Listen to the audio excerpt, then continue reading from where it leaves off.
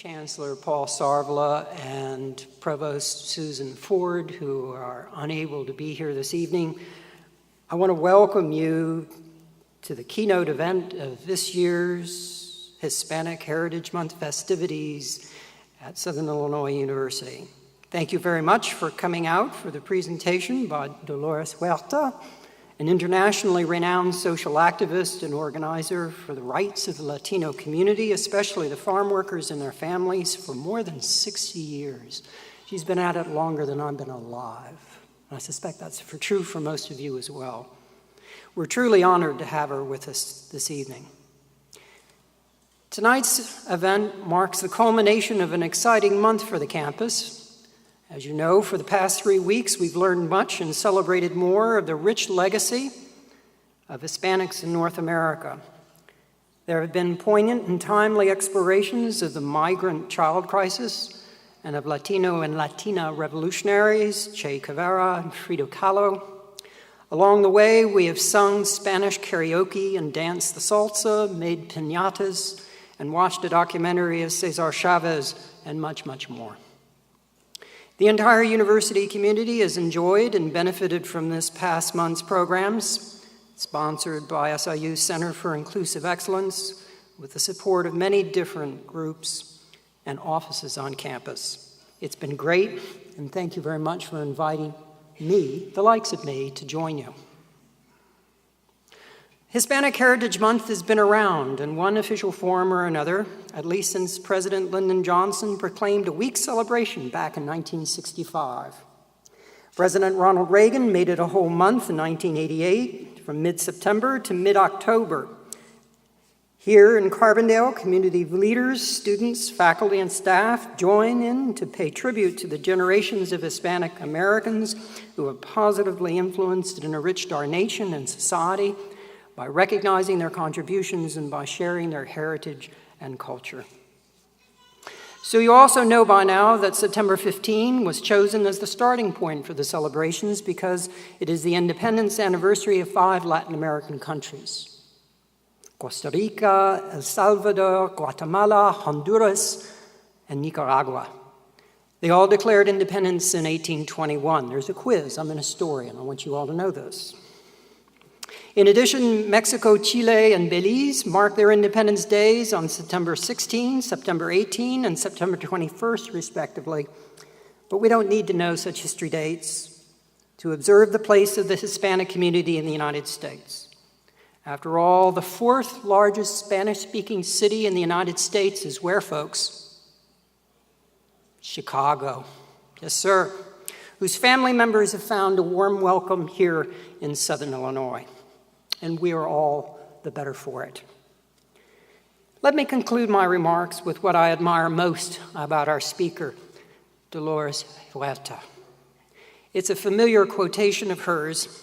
It speaks of her profound commitments to social action. When she first worked as a teacher in rural California, not long after she had completed her college degree, she was frustrated by the wretched conditions of the children she was assigned to teach. I couldn't tolerate seeing kids come to class hungry and needing shoes, she said. I thought I could do more by organizing farm workers than by trying to teach their hungry children. Wow. And so she became a labor leader and a civil rights activist, co-founding what is now known as the United Farm Workers. And the work continues. She is president of the Dolores Huerta Foundation, which she founded in 2002. The DHF creates leadership opportunities for community organizing, leadership development, civic engagement, and policy agent advocacy. At age 84, Dolores Huerta continues to work tirelessly, developing leaders, advocating for the working poor, for women and their children. How lucky we are to have her wisdom this evening. I really wish to hear what she has to say. Folks, welcome, and let's listen to Dolores. Thank you.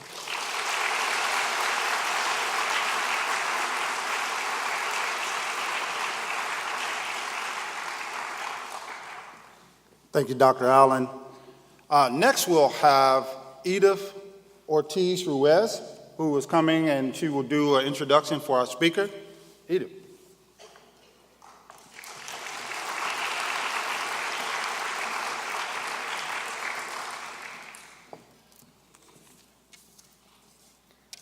Good evening, everyone. My name is Edith Ortiz-Ruiz, and I am the president of Latino Cultural Association. I am honored to stand here representing an incredible group of students who, over the past few months, have worked tirelessly to make this evening possible for you all today. In the spirit of Hispanic Heritage Month, and in remembrance of those who came before us, paving the way for new Latino and Hispanic students, I would like to welcome you to this year's keynote event. First, I would like to thank Dr. Jim Allen and Mr. Stevens for their kind remarks and introductions this evening. Secondly, I would like to recognize everyone who worked vigorously in one way or another to make this historical event possible. I've never been part of an event on campus where so many different departments, organizations, and university units came together to accomplish a common goal.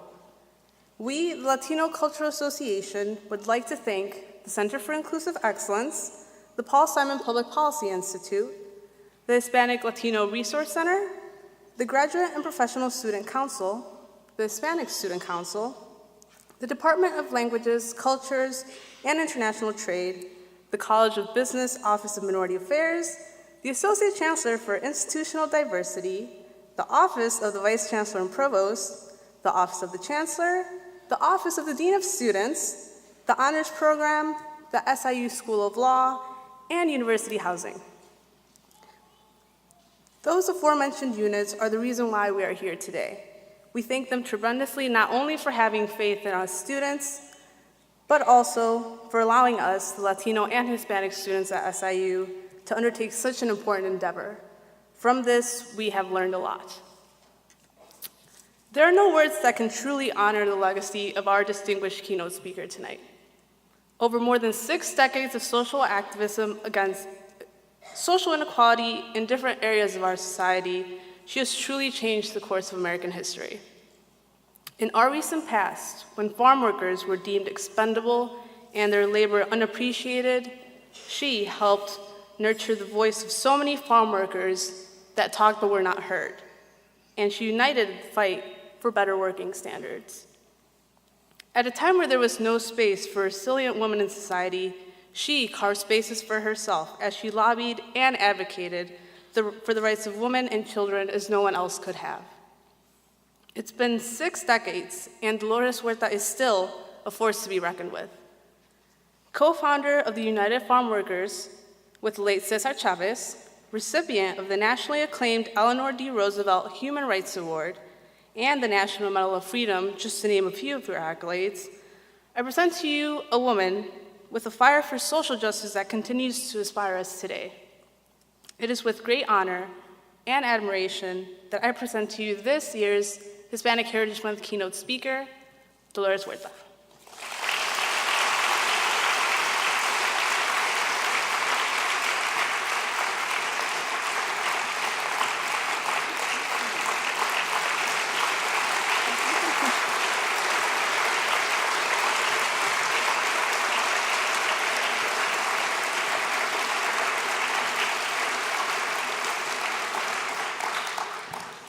Thank you very much. Thank you very much, Edith. And thank you very much, Dr. Allen.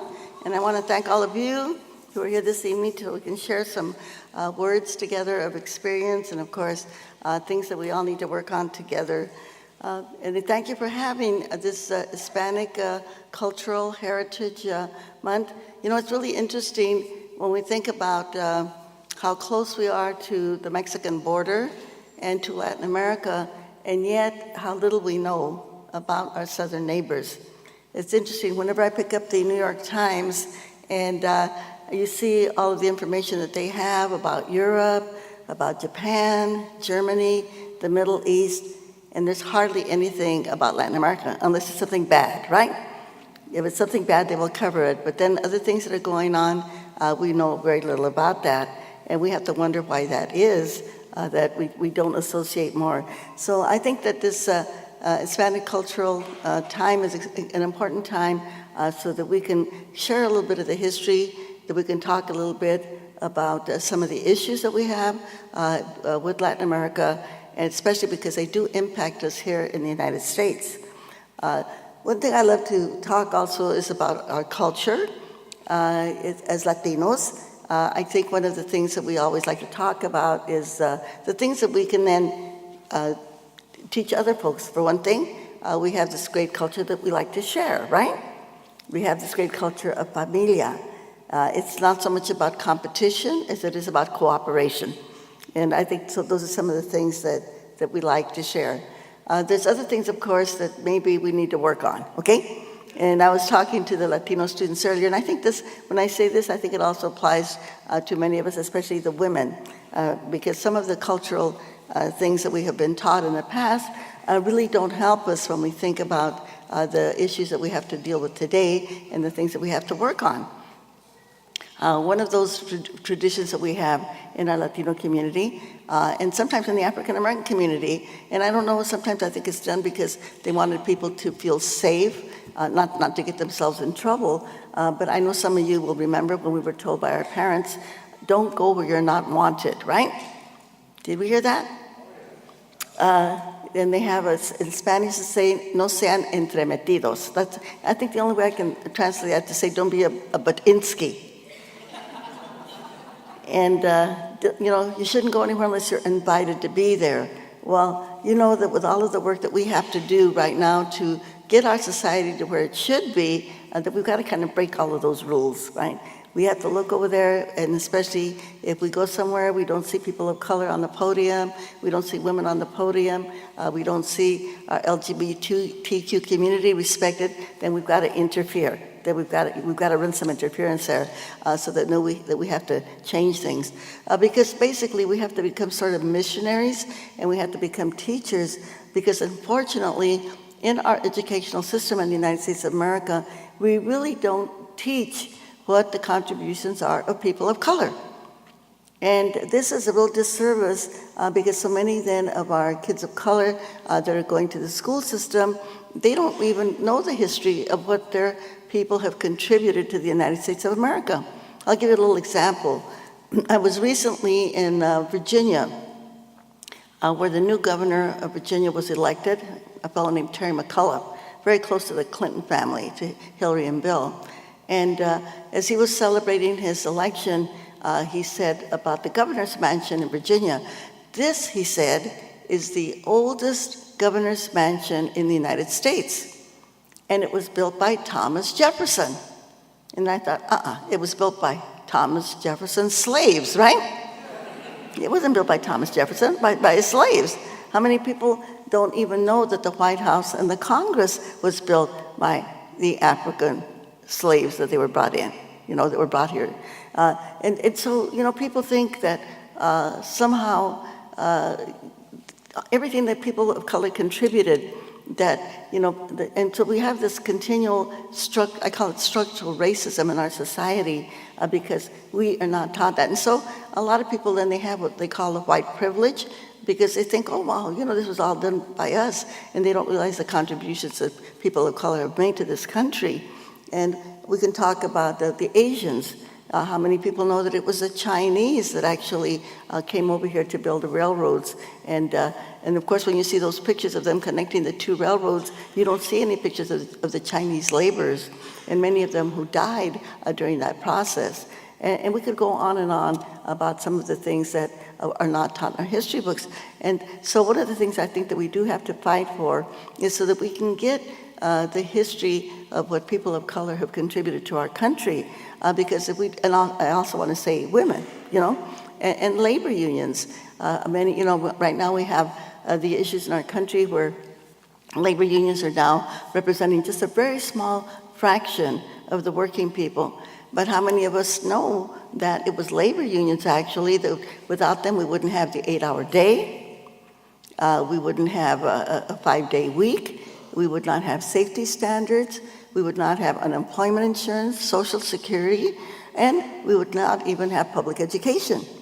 Because this is what labor fought for so that the working people of this country would be able to come to school and to have these state colleges like the one that we're sitting in. And yet today we see that labor unions are being attacked, that even the Supreme Court of the United States just recently made a really, what I thought was a dumb decision, to even prevent labor unions from even putting their notices on bulletin boards at workplaces. And this is very, very dangerous, because when we do not have a middle class, and this is what labor unions do, they create the middle class, the redistribution of the wealth in our country, then we do not have a democracy. So these are kind of the dangers that we are living in today's world. And then, of course, we have the structural racism. I call it structural racism, sexism, homophobia that we have in our country. And so what can we do? So we talk about, you know, our theme for today, the 60 years of 60 years, well, it is 60 years, 6 decades of activism that I have been very, very fortunate and blessed to have been a part of, to see the kind of changes that we were able to make.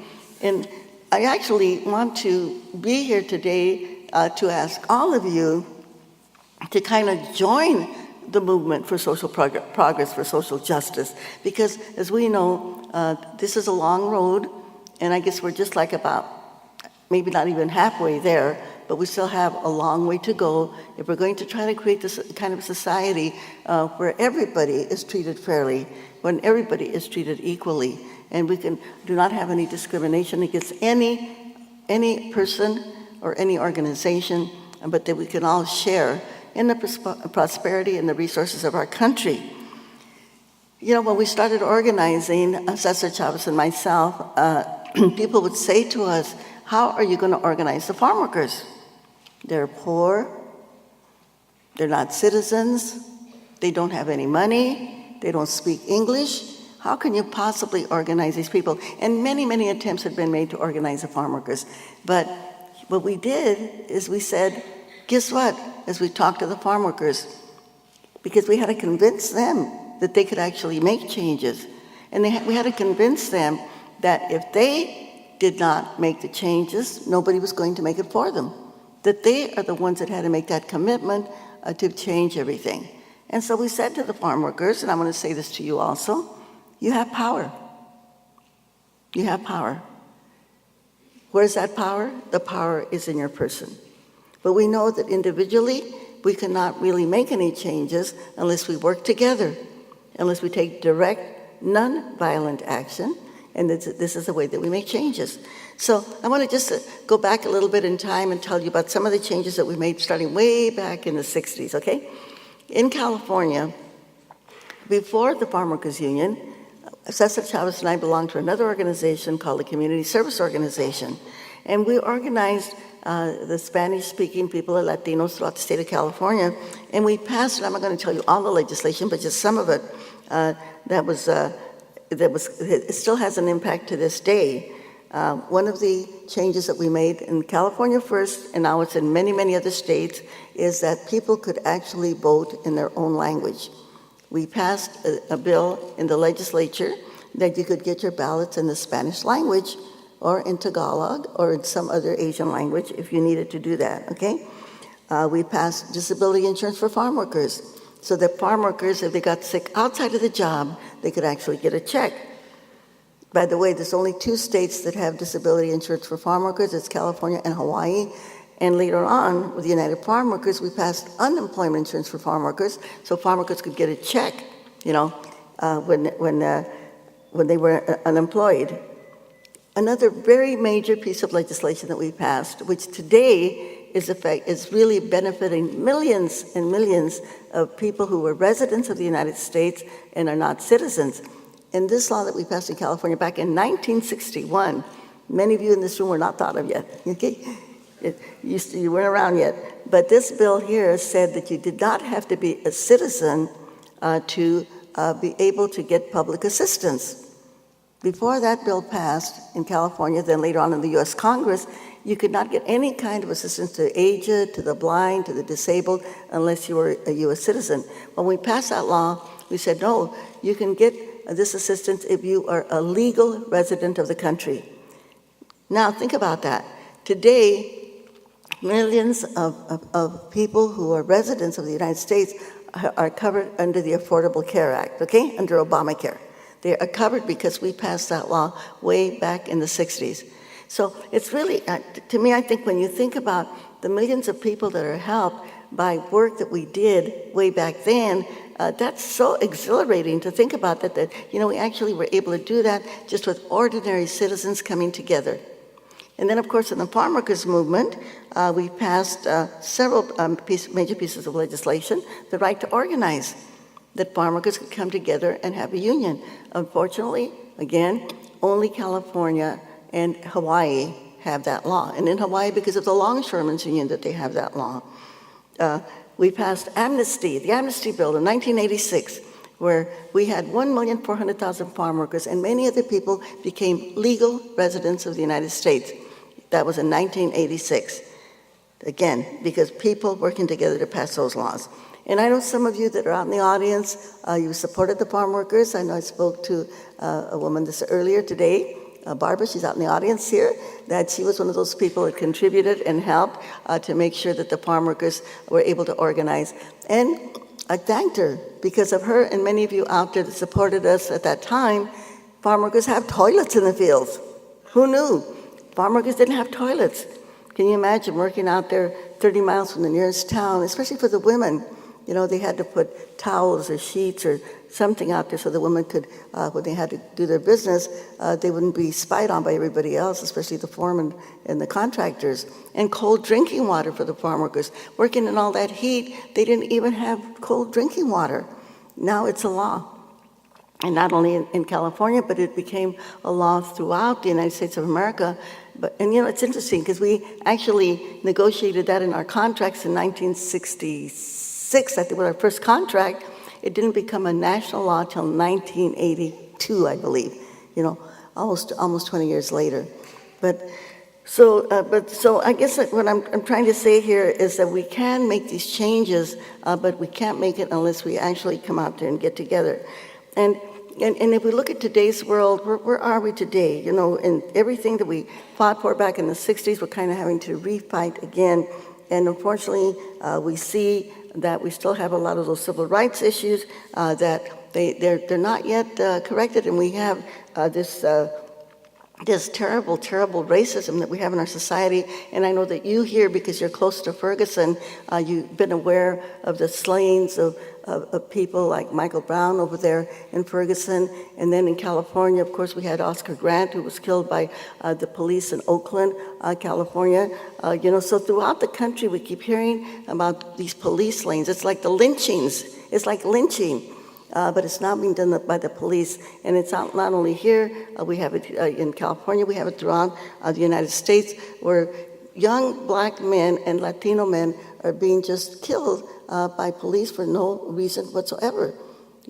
And so, how does this happen? We've got to stop that kind of mentality that they look at black men and brown men as some kind of threat and some kind of enemies to the country. We still have, of course, the homophobia. But hey, today, what happened? The Supreme Court refused to take up these cases that are going to the Supreme Court. And as of, I guess today, they announced like 30 states now in the United States are saying yes to equality marriage, right? Yes to equality marriage.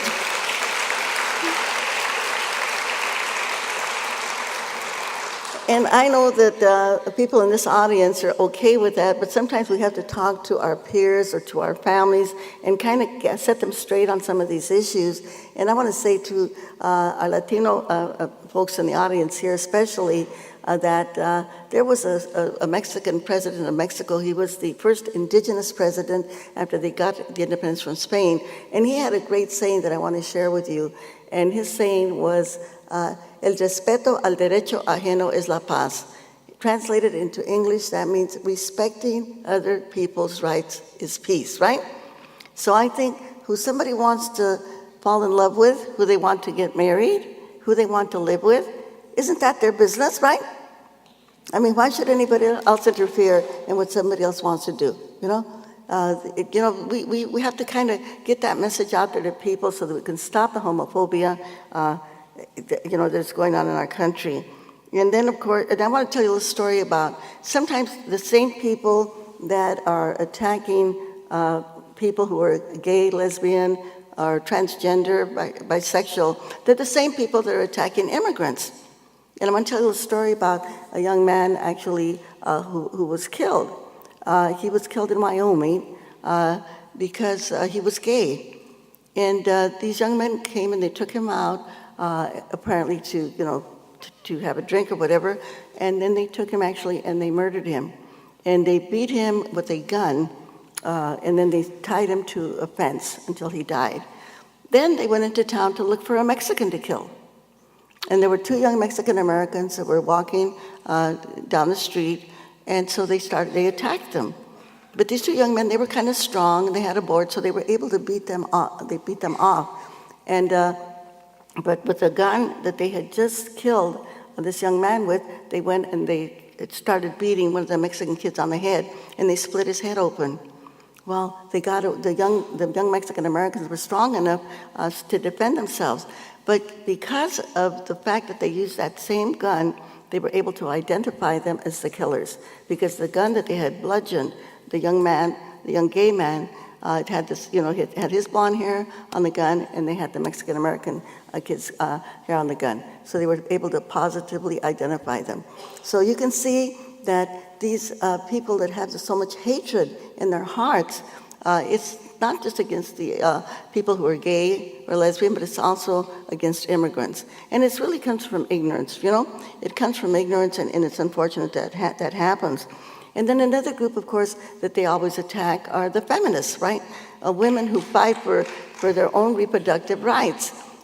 Just so you know that in Colorado, right now in this election, they have a proposition on the ballot that says that a fertilized woman's egg is a person, okay? That's like saying that when you have your breakfast, you have an egg, that's a chicken, right? It's kind of the same thing.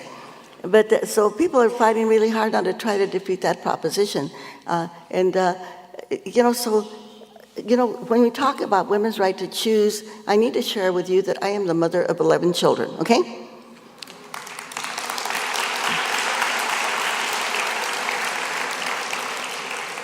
But my daughter, Juanita, who is in the audience here, Juanita's right over here, I'll have her come up later, she has 3 dogs.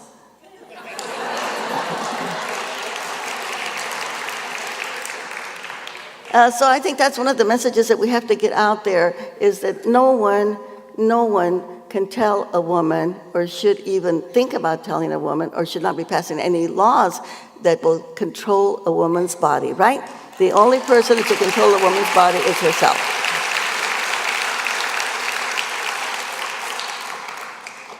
And I'll talk a little bit more about women when we talk about a representation of women. But before I do that, I just want to say, as I mentioned before, that these folks, these haters, I'm going to call them the haters, right? The haters, who are always attacking, women and gays and labor unions, etc. And I believe that the reason that they do that is just to distract us. But let me talk a little bit about immigration. Okay, this is a really hot topic right now. And recently we had all of these young children that came to the United States, that came to the border. And you know what I like to say about that? Back in the 80s, we were throwing bombs on El Salvador. You know what I mean?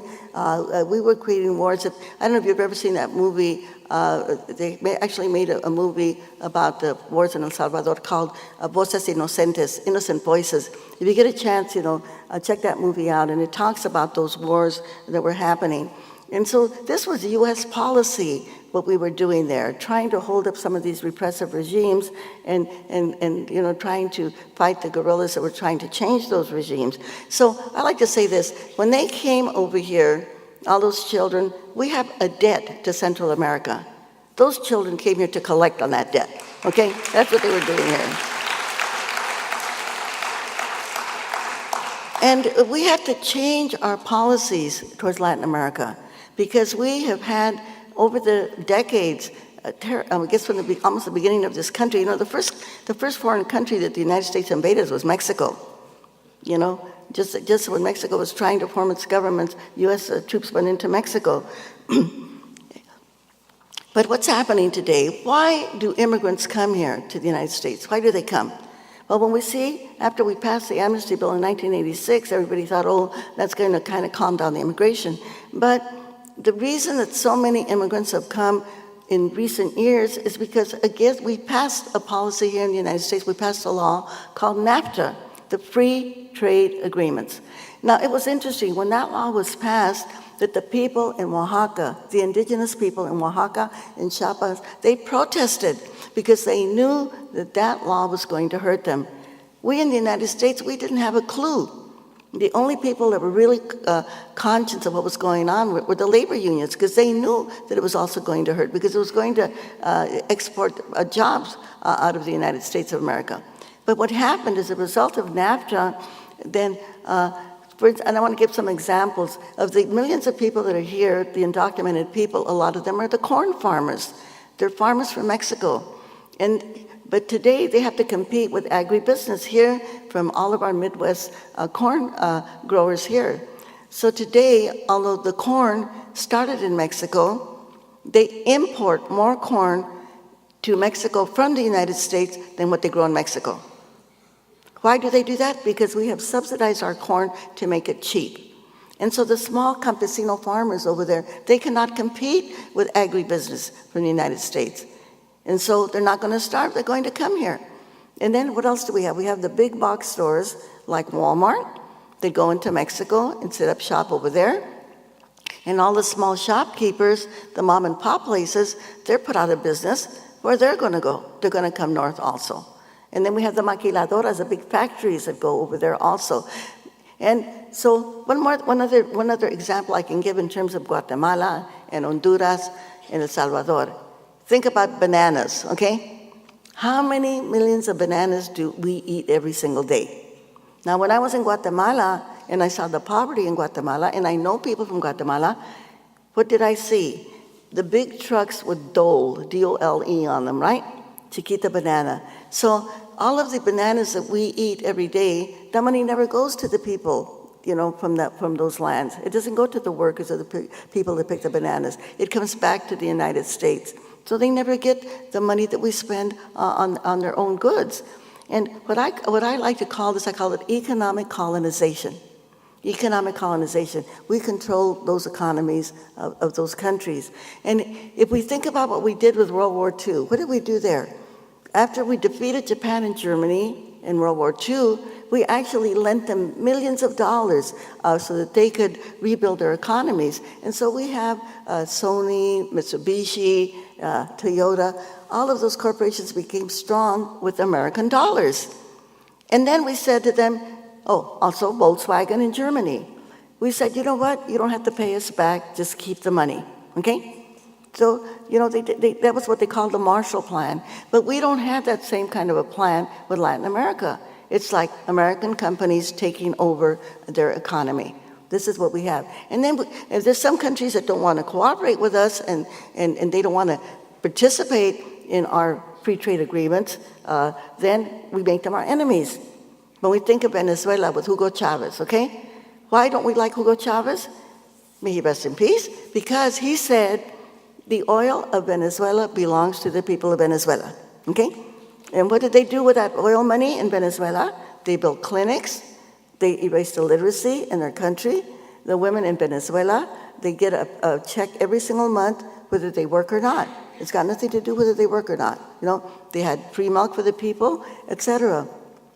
But we don't hear about those things. We just hear about Hugo Chavez and his administration is a bad administration because we really never get the truth of what's going on. So, and when we think about this, and this is something to think about for the future, I call it our future bucket list, it's kind of interesting that the United States of America, we are the only developed country that does not own our natural resources. Think about that. We are the only developed country that does not own our natural resources. A couple of years ago, I read in the newspaper that Norway, the little teeny country of Norway, I think it has 11 million people in it, that they had so much money, they had like $400 billion in surplus. I thought, man, where did they get all that money? Guess what? they own their own oil, right? They own their own oil. Who owns our oil? It's Shell, the Dutch companies, or BNP, British companies, British Petroleum. Other people own our oil other than the United States of America, other than the citizens. And we can go on with our telephone systems and our water systems, our energy systems. They are not owned by the people. Even think about your cell phones, okay? The president of AT&T, where a lot of us are connected to AT&T for our cell phones or our iPads, his salary was something like $16 million a year. $16 million a year. And that's kind of low. I think I read this fellow from the NFL, they just got into a lot of trouble, on that domestic violence issue. His salary is $42 million a year.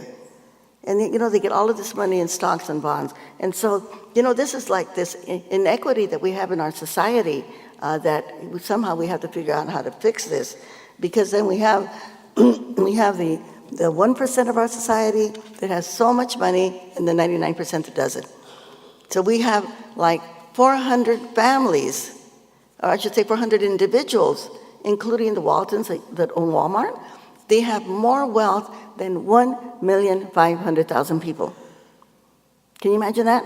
400 individuals in our United States have more wealth than 1,500,000 people. So my take on this is that the reason that they keep attacking immigrants and they keep attacking women in our LGBTQ community and labor unions, because they want to distract us. They want to distract us. They don't want us to, as long as they've got everybody concentrated over here on these social issues, we're not really thinking about the economy. And that's where the real fight is at. This is where is our money going? Where are our tax dollars going? Again, when we think about the racism in our society, we think about how much money is going into our prison systems. We have more people in prison in the United States of America than India or China. India or China have billions of people in their populations. We're only, 300 million in the United States. But we have more people in prison than India or China. And who are the people in prison? It's black, brown, and poor white people in prison. And then the prisons are privatized. The prisons are privatized. So they are actually making money off of the bodies of our children. A lot of people don't know this, but when they started attacking immigrants all of a sudden, because, people had been coming back and forth, and nobody was saying anything. The immigrants are working hard, they're picking our food, they're working in our restaurants. You go to a nice French restaurant, you look in the kitchen, they're all from Guatemala, that are cooking the food, They're cleaning our buildings, taking care of our children, taking care of our elderly, doing all of this work, and nobody was thinking anything about it. Then all of a sudden, in 2006, they came out with these bills to really start attacking immigrants. Well, you know what that had to do with? Prisons. I remember meeting in Setzenberger's office there in Wisconsin, and I spoke to his staff, and I said, why is Congressman Setzenberger so obsessed with immigration? Wisconsin is not a border state, right? But what do they have? And they couldn't give me an answer. I said, look, everybody's against your bill that they were trying to pass, which was like the 1070 bill in Arizona. I said, all the religions, labor unions, community groups, nobody is supporting your legislation. Why are you trying to pass this? And by the way, they passed it in 10 days in the Congress, okay? It never got out of the Senate. But in the House of Representatives, they passed it in 10 days. And they couldn't answer. And then I thought, I know why. It's about federal prisons. And when people cross the border, it's not really a crime. It's a civil offense. Because when somebody crosses the border, they're not hurting anybody. They're not causing any danger to anybody. People are just coming here to work. So why are they making this a crime? Well, guess what? They built new prisons just for the immigrants. One in Texas just for the people from El Salvador. So that's what the big fight on immigration was all about. Putting more people in prison. And so, when we talk to people that we have to kind of explain the displacement of people, why they come here, but then we also have to remind them, unless you're Native American, your people came from somewhere, right? Your people came from somewhere. And I want to say to the Latinos in the audience, when they tell us go back where you came from, tell them, hey, we didn't cross the border crossed us, right? We were here before.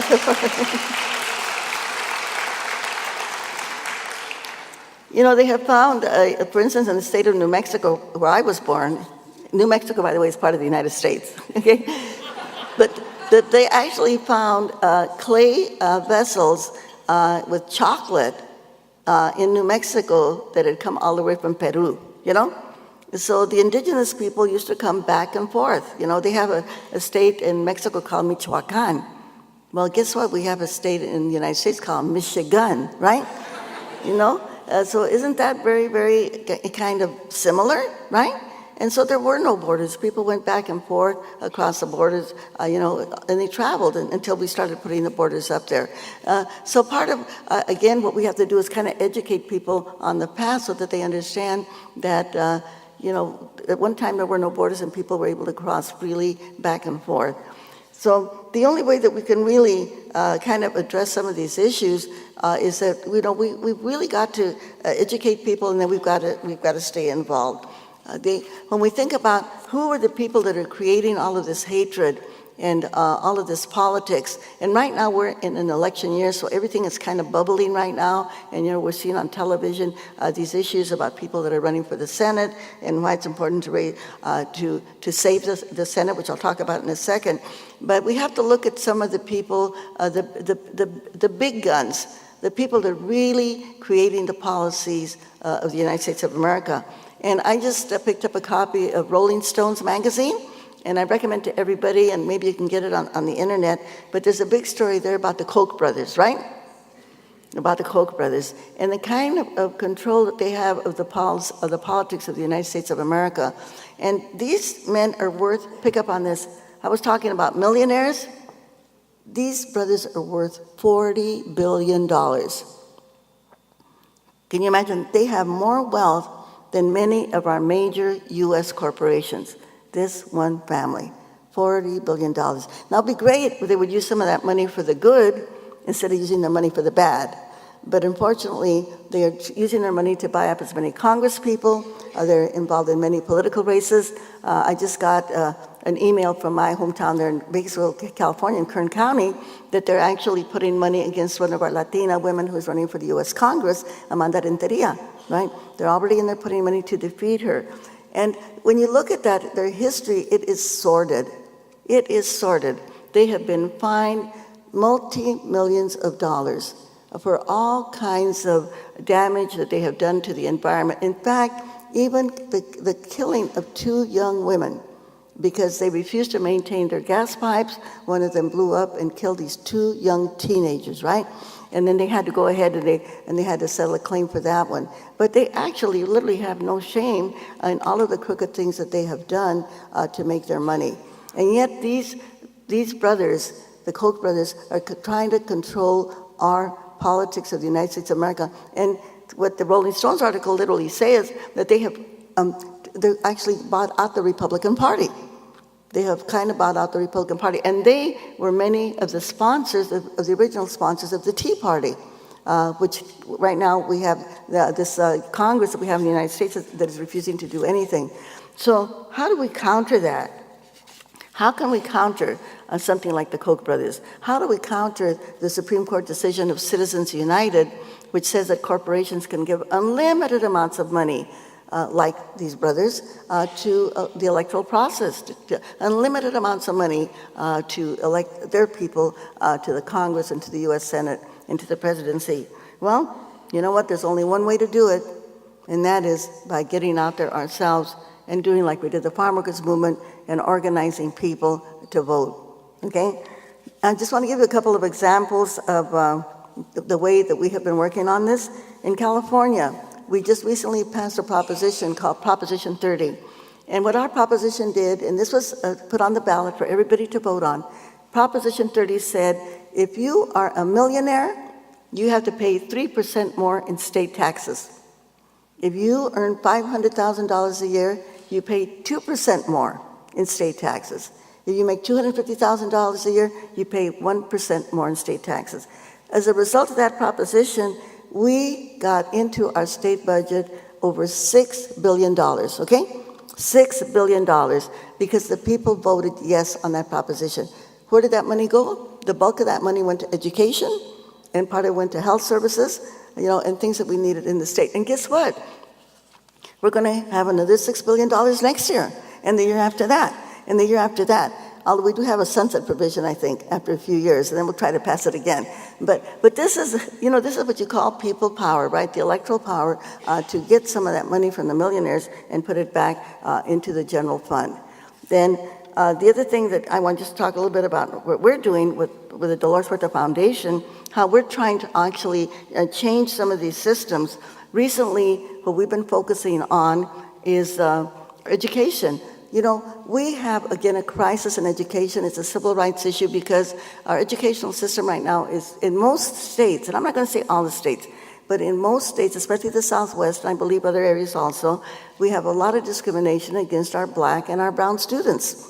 In our area in California, Kern County, Bakersfield, California, it's like hee-haw land, you know what I mean? It's kind of like the South, this is where some great country singers came out of, like Merle Haggard and Buck Owens and all of those great singers, right? But unfortunately, the politics are pretty bad, okay? So in our district over there in Kern County, they have suspended close to 3,000 kids out of schools, suspended and expelled. Guess what? No surprise. Most of them are African American and Latinos, right? African Americans, 560% above the norm. Latinos, 380% above the norm. And they have suspended them for all kinds of stupid reasons. I mean, if they talk back to the teacher, if they talk back to the security guard on the playgrounds, etc. Now, as part of Proposition 30, we got additional money that they were supposed to give to low-income kids, English learners, and foster kids. 70%, by the way, of the school district are kids of color. But what are they doing? They're putting $3 million to bring more police on the campuses, okay? And we want positive behavior systems, we want restorative justice systems, we want to keep the kids in school because this is a straight pipeline to the prison, right? A straight pipeline to the prison system. But they're not doing that. So what are we doing? Well, we started organizing the parents. Same way we organized the Farmers Union with, a few people at a time in their homes until we got the parents all together. Our first parent conference had 155 parents, okay? And the next one's had 100. We've had like 5 or 6 parent conferences, and each one of them has had over 100 parents. And so the parents could tell the stories about their kids. And then we taught the parents about discipline and the procedures so that they can defend their kids, training them. And then we went to the school board, and we tried to reason with them. And they refused to reason with us. So guess what? Tomorrow, the day after tomorrow, on the 9th, we are filing a lawsuit against the school board, okay? We are filing a lawsuit against the school board. So we try, they just like are in total denial of what they're doing to our kids. The future of our children is being destroyed by these people on the school board. And in addition to that, we have some openings on the school board, so we are fielding candidates to run against them, not with the Dolores Huerta Foundation because we're a nonprofit, but we have another C4 where we are actually going to try to replace these people so that we can change the whole system for our kids. So when I talk about this is going on, as we know, all over the country. But in order to be able to change these systems of racism and discrimination, we've really got to get on the ground. We've got to get on the ground. We've got to get people to go door to door. We've got to get them to phone bank. And this is how we change it. I call it Organizing 101, right? When I first got organized by a great man, the man who taught Cesar Chavez and myself how to organize, his name was Fred Ross Sr. He was an Anglo. But he had so much faith that people could really solve their own problems. And once he taught us how to organize, I guess I got addicted. So I call myself an addicted organizer. I quit teaching school to become an organizer. And so I'm just going to ask people here in the audience if they can also commit themselves, like in this next election, to come out there and help us. And I'm going to ask you all a question. I'm going to ask you, how many of you have voted in the last election? How many of you voted? Okay, that's a really, really good number. Now, I'm going to ask you another question. How many of you actually put on your tennis shoes and got out to knock on doors to get people out to vote, or did some phone banking? Okay, well, our numbers went way down on that one. So I'm going to ask all of you, if this next election, if you could kind of commit to do that, if you could commit to go to an issue or a candidate and get that experience. Why I call it Leadership 101 is because when you're knocking on doors and you're trying to convince people that they should vote, it really builds up your self-confidence, but also you're doing something to help democracy. Because right now we have the situation where 50% of our people do not vote. And when 50% of our people do not vote, then we get the kind of policies, the bad policies that I'm talking about, whether they be on the school board, the city council, or on the Congress. So, we've got to elect people that are really going to go out there and work for us, because otherwise things are going to get worse. Isn't it? I always think it's really scary when we think of the war in Iraq, and now we have this additional problem of the ISIS. This is another group that came out of that same war. And we think, how did we possibly get into that war?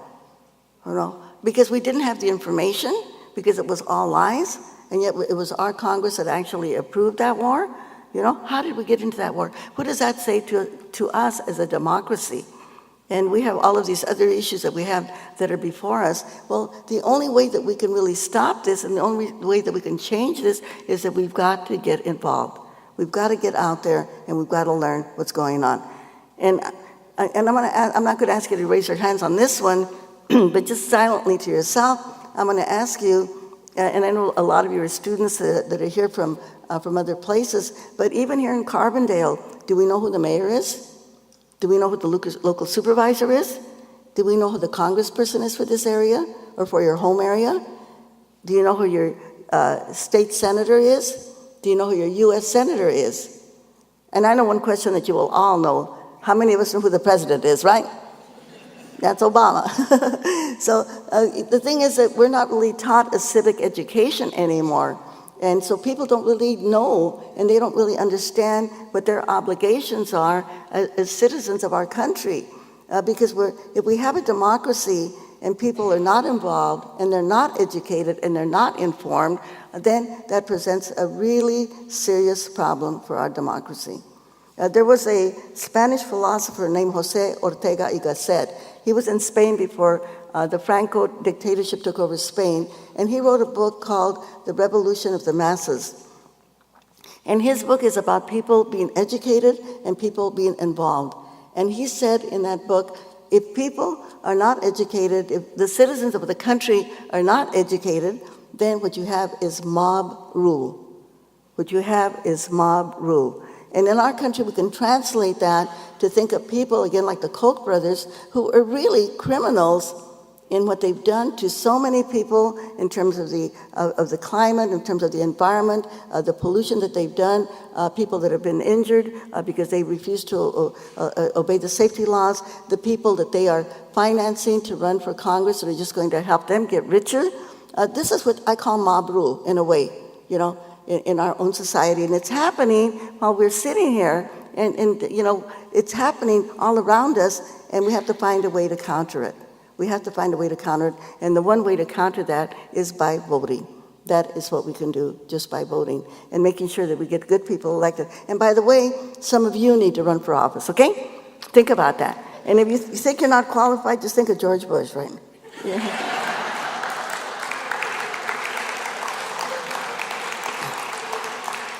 But again, to counter Citizens United, the way we can do that is by voting, because I don't care how much money they've got.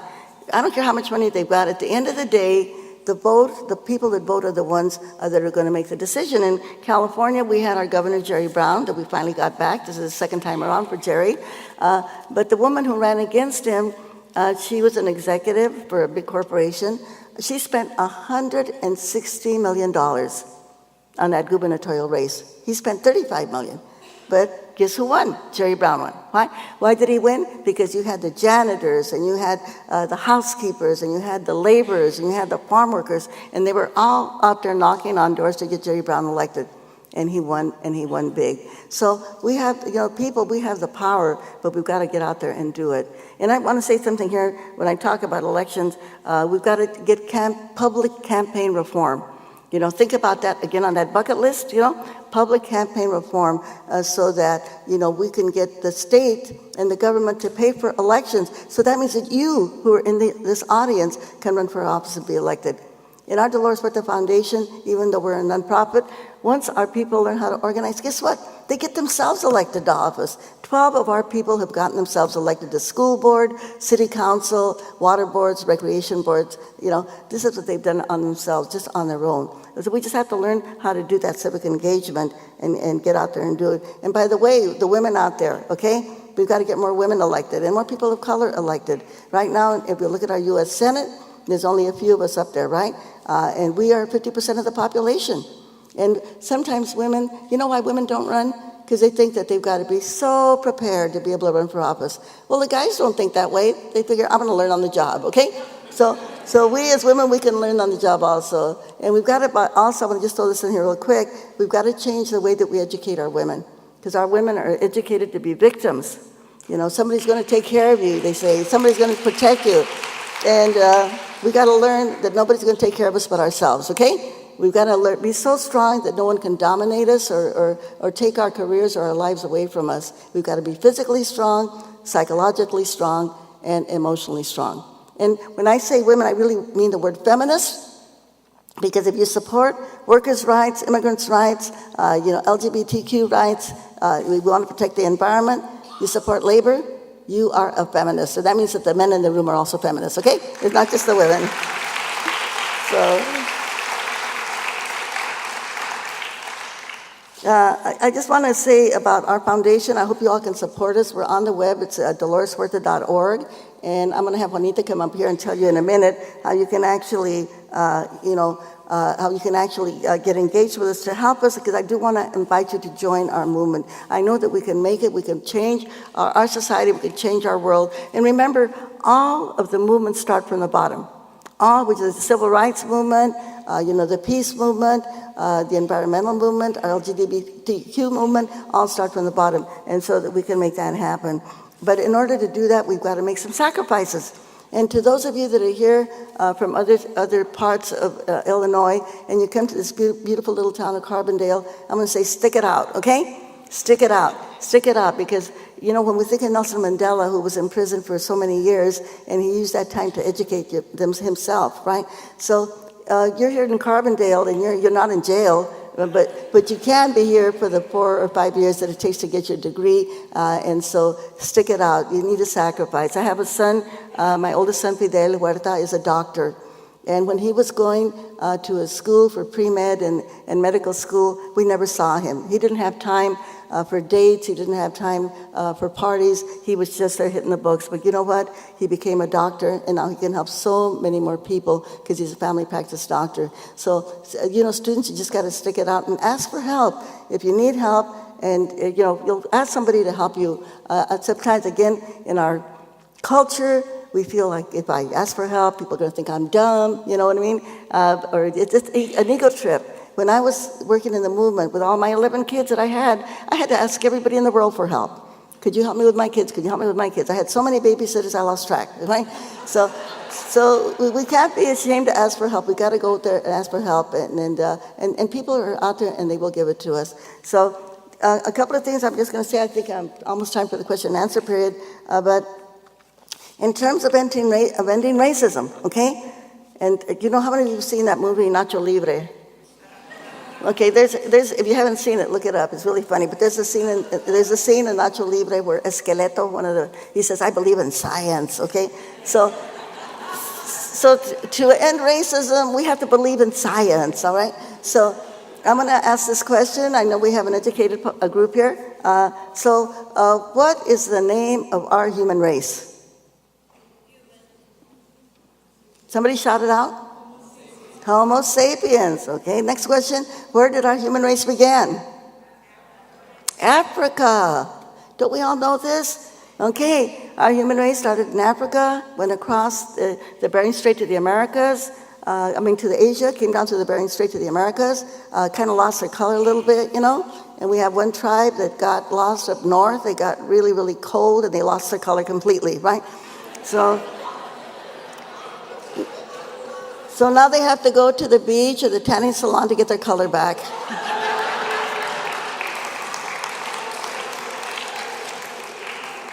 So what does that mean? That means that we are all Africans of different shades and colors, right? Isn't that what that means? That we are all related. You know, we're all brothers and sisters and cousins, and Obama's our cousin. Isn't that great? The Kennedys are our cousins also, you know? The Chavez family are our cousins. You know, we're all related, and that means we have to protect each other and we have to defend each other. And I'm going to share a word with you. I want you all to shout it out. We'll only do it once because I have another thing I want you to shout out. Just to remember that we're all related, that we're all Africans. There's a word from South Africa, it's a Zulu word, and it says, we, the people, are coming together to fight for justice, okay? We are coming together to fight for justice. The word is Wozani. So I'm going to say 1, 2, 3, and I want you to shout Wozani as loud as you can, okay? Let's go. 1, 2, 3. Wozani. All right. Then I'm going to ask you another question. I'm going to say, who's got the power? And I want you to say, we got the power. I'm going to say, what kind of power? You're going to say, people power, right? We have to remember that because we can combat all of this racism and homophobia and you know, fighting the feminists, etc., and the labor unions. We can do it because we are the majority. We are the majority, people of color, feminists, white men of conscience, okay? We are the majority, but we've got to work together to make it happen. So I'm going to shout out, I'm going to say, who's got the power? And I want you to say, we got the power. And I'm going to say, what kind of power? I want you to say, people power, but I want you to say it really, really loud. Who's got the power? We got the power. What kind of power? People power. Who's got the power? We got the power. What kind of power? People power. Okay, can we get out there? Can we go out there and work really hard? Can we make it happen? Can we join this movement? Can we complete this march that Dr. King and Cesar and Malcolm X and the Kennedy family, that all of them that were our drum majors, Dorothy Day and the rest of the women, will say, can we do it? Like Obama said, yes, we can. Oh, by the way, when I met the president, he said, I stole your slogan. And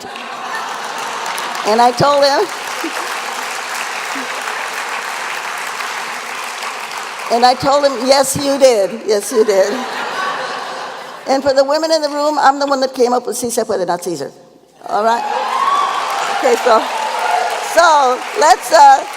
let's do it all together. We're going to say, yes, we can. We're going to put the time, the sacrifice, the commitment, and we're going to make it happen. So let's all put up our hands. And remember, we don't have to have 100%.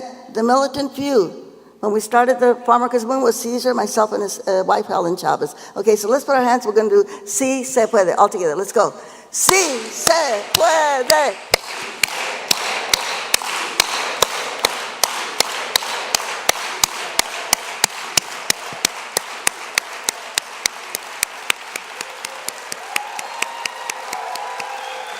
Thank you. So before we do the questions and answers, Juanita, excuse me, my other daughter. Juanita, who is also a former school teacher, she's just quit teaching now after 13 years to help us with our organization with the Dolores Huerta Foundation. Okay, Juanita.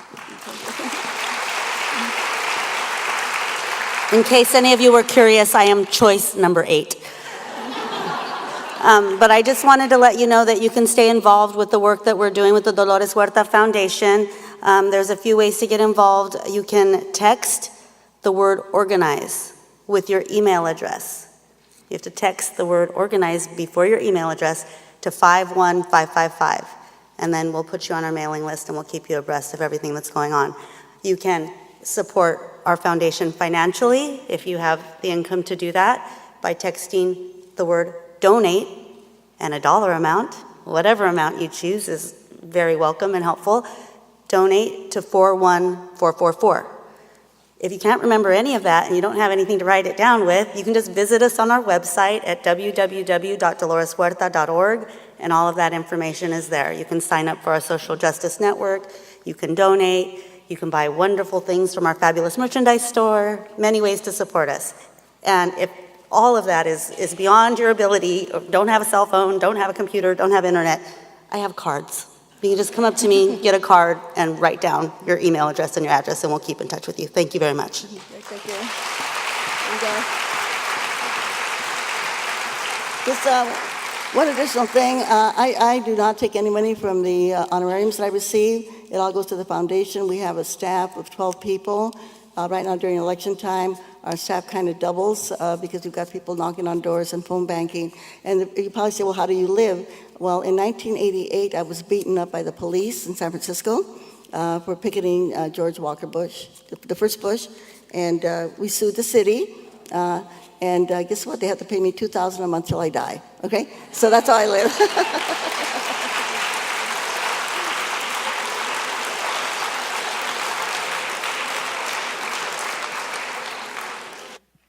Alrighty, so we will now begin the Q&A period. There will be 2 of our LCA members walking around with microphones. If you do have a question, just reach one of them and we will try and get all of your questions answered.